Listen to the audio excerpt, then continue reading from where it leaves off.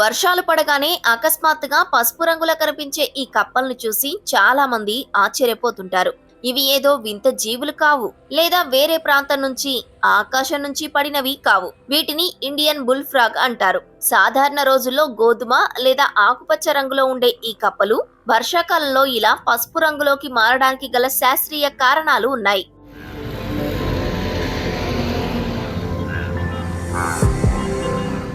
ప్రధానంగా వర్షాకాలం ప్రారంభం కాగానే లేదా తొలి భారీ వర్షాలు పడగానే ఈ కప్పలకు ప్రత్యుత్పత్తి సమయం మొదలవుతుంది. ఈ సమయంలో మగ కప్పలు ఆడకప్పలను ఆకర్షించడం కోసం తమ శరీర రంగును మెరిసే పసుపు రంగులోకి మార్చుకుంటాయి. ఆడకప్పలు మాత్రం ఎప్పటిలాగే గోధుమ రంగులోనే ఉంటాయి. రంగు మారడమే కాకుండా ఆడకప్పలను పిలవడం కోసం మగ కప్పలు గొంతు వద్ద ఉండే నీలి రంగు సంచులను ఉబ్బించి పెద్ద శబ్దంతో అరుస్తాయి.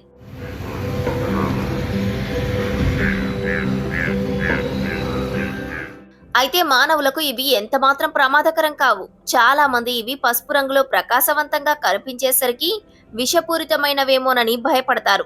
కానీ వీటి వల్ల మనుషులకు ఎలాంటి హాని జరగదు. ఆడ మగ కప్ప జతకట్టే ప్రక్రియ పూర్తయిన కొన్ని రోజులకే లేదా కొన్ని గంటల్లోనే మగ కప్పలు మళ్ళీ తమ సాధారణ గోధుమ లేదా ఆకుపచ్చ రంగులోకి మారిపోతాయి.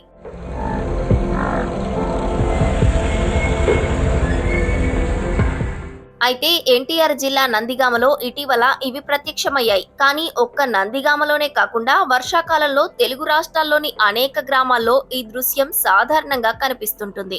ఇది ప్రకృతిలో జరిగే ఒక సహజమైన జీవశాస్త్ర ప్రక్రియ మాత్రమే.